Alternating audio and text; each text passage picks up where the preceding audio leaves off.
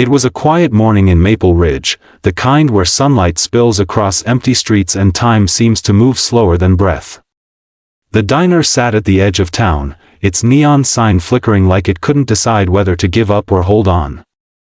Inside, the smell of coffee and fried eggs floated through the still air. Then came the sound that shattered everything, the low, rising rumble of engines. At first, it was distant thunder. But as it grew louder, heads turned, coffee cups paused midair, and hearts began to beat faster. The windows trembled, silverware rattled, and the silence broke like glass when a group of bikers rolled into the gravel lot. Black leather. Chrome.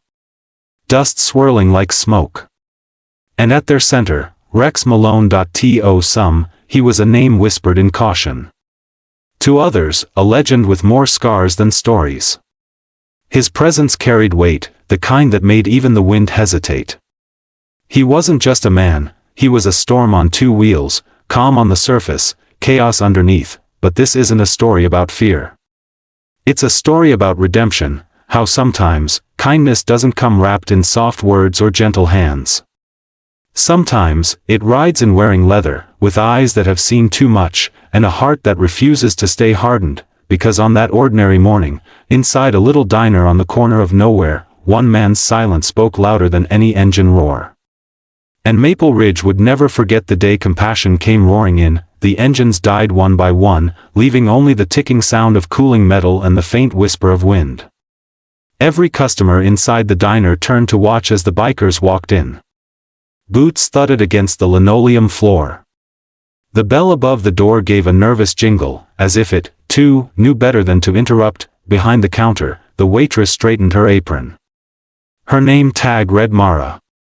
Her smile was small, polite, the kind people wear when they've forgotten what real happiness feels like. Rex Malone slid into a booth by the window. He didn't talk much, didn't need to. His eyes scanned the place out of habit, corners, exits, faces. Years on the road teach a man where danger hides. But what caught his attention wasn't threat, it was pain. When Mara leaned forward to pour his coffee, the morning light caught something beneath her makeup, a faint bruise just under her jawline. The kind that no accident makes. She moved quickly, eyes lowered, her hands trembling just enough to make the spoon clink against the cup. Rex said nothing. He'd seen that kind of fear before. It had a shape, a scent, a silence that filled every breath. It reminded him of another woman long ago, someone he couldn't save. The thought clawed at him, sharp and cold. Outside, the bikers laughed, loud and careless.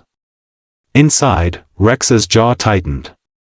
He watched Mara slip into the kitchen as a harsh voice barked from behind the counter. The manager, a thick-necked man with grease-stained hands, scowled as she passed. His words weren't loud enough for the customers to hear, but Rex saw the way Mara flinched. That was enough. The rest of the lunch crowd came and went. By the time the sun hung high, only Rex remained. He sat at the counter, pretending to finish his coffee, watching the reflection in the chrome napkin holder. The manager brushed past Mara again, deliberately hard. She spilled water and stammered an apology. He hissed something venomous back. Rex's hand curled into a fist. The air around him thickened. He didn't stand, not yet. But his silence carried warning, like the pause before thunder. That night, he couldn't sleep. In his garage, the neon light flickered over rows of bikes gleaming like restless animals. His brothers from the club joked nearby, beer bottles clinking, music humming low, but Rex barely heard them. He was staring at an old photo tacked to the wall, a woman smiling beside a Harley, her eyes full of light. The same kind of light Mara once had, before fear took it away from her. He'd failed that woman. He wouldn't fail again. When morning came, the sun climbed over the ridges like a promise. The diner opened early, same as always. But today, the air felt different. Mara arrived before the others, hair tied neatly, eyes heavy from another sleepless night.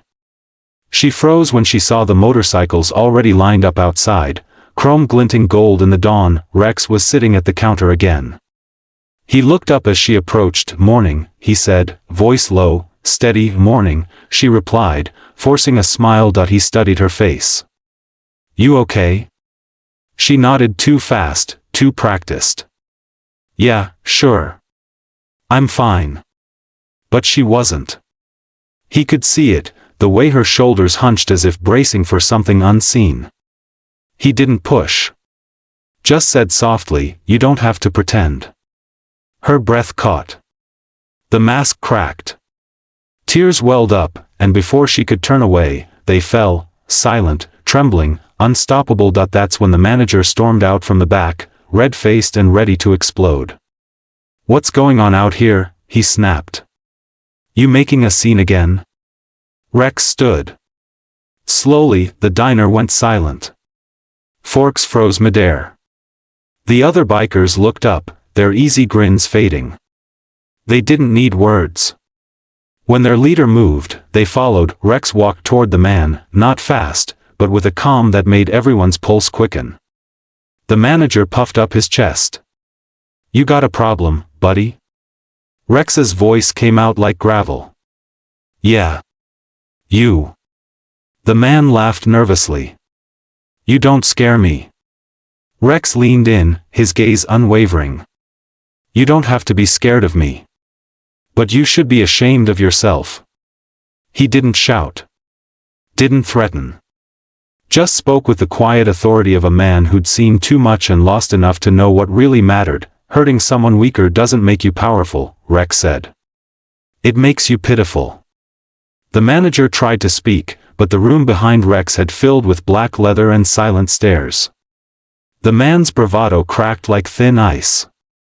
He muttered something, grabbed his coat, and stormed out, slamming the door behind him. For a moment, no one breathed. Then Mara whispered, "Thank you." Rex shook his head gently. "Don't thank me. Just promise yourself this, you don't ever let anyone make you small again." The words sank into the quiet like sunlight through rain. An old man sitting at the counter began to clap softly. One by one, others joined until the sound filled the room, not loud, but steady, like a heartbeat. Mara stood there, tears mixing with laughter, a strange new light in her eyes. For the first time in years, she looked free. By evening, the story had already spread through Maple Ridge. The bikers who once rode in as strangers left as heroes.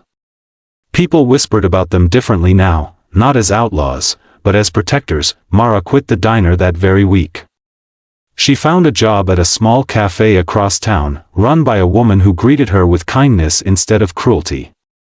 And every now and then, when the low growl of motorcycles echoed down Main Street, she'd step outside, smiling. Rex would stop by for coffee sometimes. No words were needed. Just a nod, a shared memory of that morning when everything changed. For Rex, the act had done something deeper. It had cracked open the hard shell around his heart. He'd lived so long behind guilt and regret that he'd forgotten what redemption felt like. Helping Mara reminded him, he could still do good. He could still make something right, and his club noticed. They began organizing charity rides, donations for women's shelters, food drives for struggling families, protection rides for those who felt unsafe. What began as one quiet act of courage became a movement that softened the edges of an entire town. Months later, as the sun dipped behind the ridge, Mara stood outside her cafe, wiping her hands on her apron. A familiar rumble rolled through the valley. She looked up and saw the line of bikes, their headlights glowing gold against the setting sun. Rex raised a gloved hand as he passed, a simple gesture, but it carried a world of meaning. She waved back, smiling through tears. That night, as Maple Ridge settled into its quiet again, people would remember that day, not for the roar of engines, but for the silence that followed, because that was the moment kindness spoke louder than fear. And sometimes, it doesn't arrive softly, sometimes, it comes roaring in on two wheels.